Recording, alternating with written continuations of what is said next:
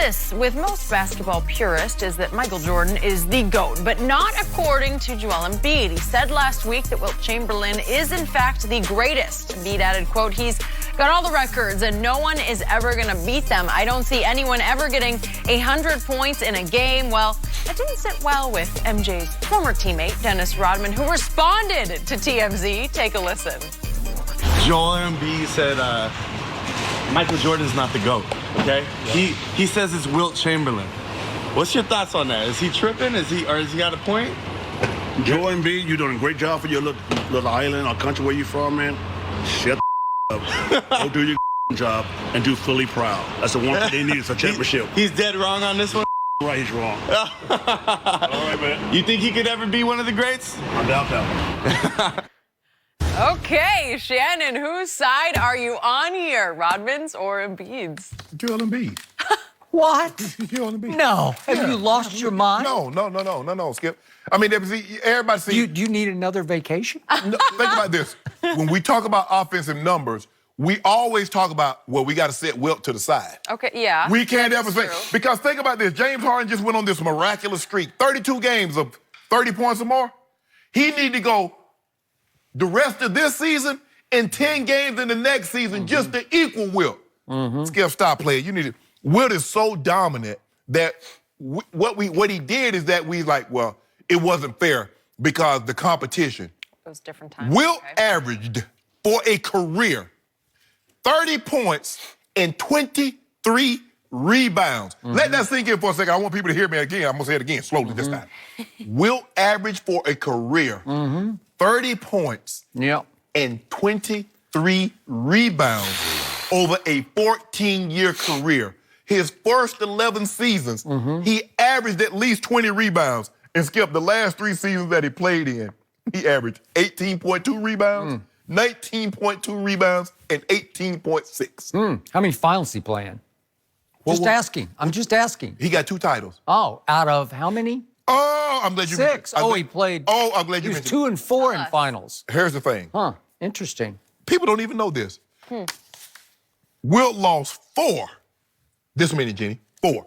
Game 7s to Bill Russell. He did. By a grand total of 9 points.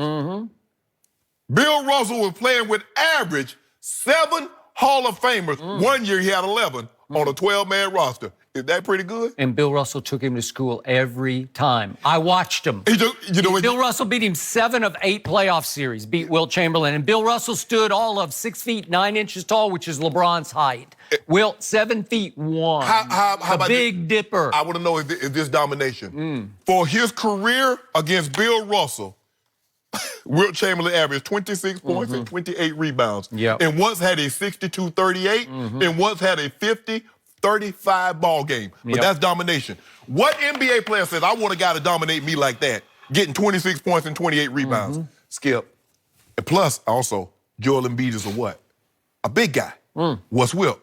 A big guy. Skip, if you don't mind me asking, where did Wilt Chamberlain play his college ball at? Kansas. Where did Joel EmBiid play his college ball at? So I'm not even sure Joel EmBiid knows. I don't know. I'm not sure. And first of all, I don't like Dennis Rodman being disrespected, talking about whatever island. Don't do that, Dennis. That was bad. I agree. Don't do that. Don't do that. Have respect. But he was offended by the question, by the whole notion of this. This is that man's opinion. Just like, okay, you say Joel EmBiid's opinion doesn't make it right. Just like Dennis Rodman's opinion doesn't make him fact. It doesn't make it right. That's your opinion. He's entitled to it. He's like, look at the numbers. So are you saying Wilt is more valuable than Jordan? That wasn't a question. Oh. That wasn't a question. I think that's where we're heading. No, you tried to take it there. Dennis Rodman played with Michael Jordan. Okay, so he's defending Michael Jordan because he should defend him because he's right about No, he ain't right. Yes, he is. No, he's not. I'm done. Well, then you just said Michael Jordan is inferior to Wilt Chamberlain. That's what that's your takeaway. First of all, ain't as we say, ain't either one of them the GOAT. You already know who old GOAT is. Stop. Ain't either one of them. The GOAT was on display last night in Memphis, and that's lowercase G-O-A-T. Don't do that. Just the GOAT of the game. Whatever. Right? Is it my turn? It's your turn. Your turn. Let this sink in, Shannon Sharp. Speaking of competition, Wilt's first MVP season in 1960. Guess what? 15 of the 20 All-Stars that year were American-born and bred white guys. Yeah. Think about that. 15 of 20 were white guys from the United States of America. Integrating the NBA. Okay? Think about that. That's the first year of his MVP run, okay? And he went on a tear right from there on. By the way, just for the record, the last 2 years, there have been 0 American white guys make the All-Star team. This is current, right? And this year, we had 2 of the Euros. We had Jokic and Vucevic, right? Yeah. Okay, so we had 2 Euros. Okay, the American-born players aren't very good, okay? Right, okay, so just for the record, 15 of 20 in Wilt's first MVP year. Yeah. That's something. And then how about in Jordan's first MVP year? How many white Americans made the All-Star team? Larry Bird did. Kevin McHale did. Believe it or not, Danny Ainge was the 3rd and last one, and that was the only All-Star team that Danny Ainge ever made. And I'm not sure how he made that one because he averaged that year 16 points and 6 assists. God, they won. They were winning the I don't know. So I'm not sure he deserved to, but there were 2 guys who definitely deserved to, Bird and McHale. Right. But that was it. Right. Period, end of story. 15 of 20 in 1960. There's some evolution going on there, right? Skip, that's you being unfair. No, because the the league was barely integrated then. Okay. So you make it seem like there was an So what's the level of competition? What's the level of competition Wilt faced starting in 1960? What you mean? Well, the NBA players. It's far less. But it's just far less. And so he would just dominate. Well, okay. He's just finger rolling at the rim. He scored 100 points in Hershey, Pennsylvania. Joe did. Had that streak. He had 78, had a 73 ball game, had like 560. But hold on, Skip. What's the level of competition? Are the athletes today not superior to the one that Michael Jordan played against? Maybe a little. Oh, a little. So what's the level of competition? Yeah. Would Michael Jordan dominate today? I don't know. We don't know that. He would terrorize today's NBA. Let Terrorize. me ask you a question. Now, give me the Michael Jordan rule. Give me the rule that they implemented just for Michael Jordan. Because I'll give you the one for Wilt. The 3-second. They expanded the lane. That was for Wilt. Well, and what you couldn't do, Skip Bayless, Sam Smith wrote a whole book called The Jordan Rules, plural. Plural rules. Hey, there are all kinds of rules. This is how we got to control it. That's Sam Smith wrote a book. Yeah. The NBA changed the rules. They ain't right, though. They changed the entire rules, Skip. They say we got to widen the lane because this guy going to go for 150. We got to do something with this 3-second clock. We got to have something because Wilt just going to camp out here and we can't do nothing. And what about Skip? Remember he used to finger roll the ball from the free throw line? They changed that. Now the ball got to hit the rim before you leave the free throw line. You remember that, Skip Bayless? I do. Okay. Here's a quick aside for you. I've had the honor of working alongside a number of legends in the sports writing business in my time.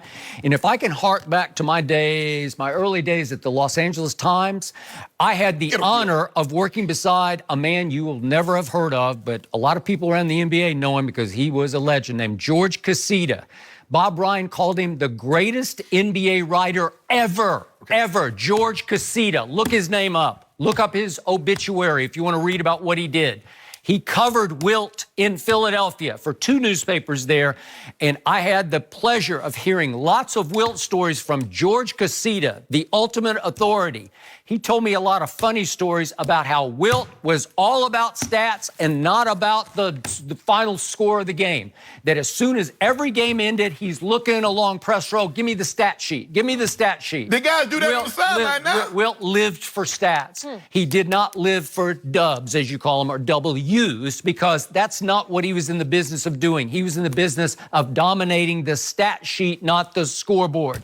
And Bill Russell beat him 7 of 8 times in playoff matchups because Bill Russell knew how to play. Bill Russell had winners' intangibles. He had savvy as well as skill. What if I flipped him? Instead of Bill Russell having Sam and Casey Jones and Tommy Heisen and Bill and Sharman, you know what? And all those guys, I'll take Bill Russell's team. I'll take Bill Russell's team. Because you do know that Tommy Heisen beat Bill Russell for NBA Rookie of the Year. A teammate! Can you imagine that? Tommy Heisen.